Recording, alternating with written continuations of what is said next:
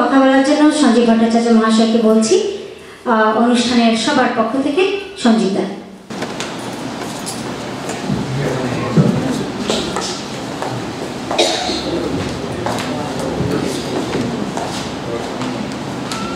নমস্কার।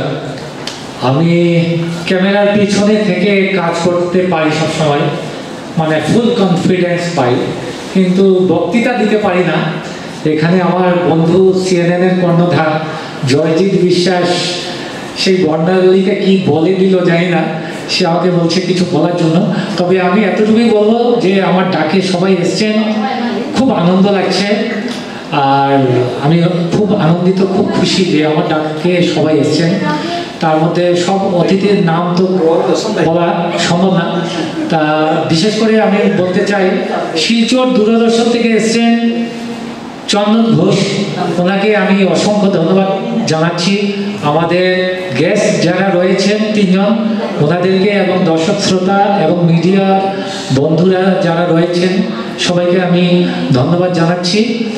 আর তার সঙ্গে আমি ধন্যবাদ জানাতে চাই এই ভবন, যেটা আমাদের কনফারেন্স হলটা, যেটা এটার যে কর্ণধার গোস্বামী স্যার, তার সঙ্গে রানা দাকেও ধন্যবাদ জানাই, সাউন্ড সিস্টেমকে এবং সকল দর্শক শ্রোতাদেরকে সবাইকে ধন্যবাদ জানাচ্ছি। নমস্কার। ধন্যবাদ সবাইকে। আমাদের অনুষ্ঠান, আমাদের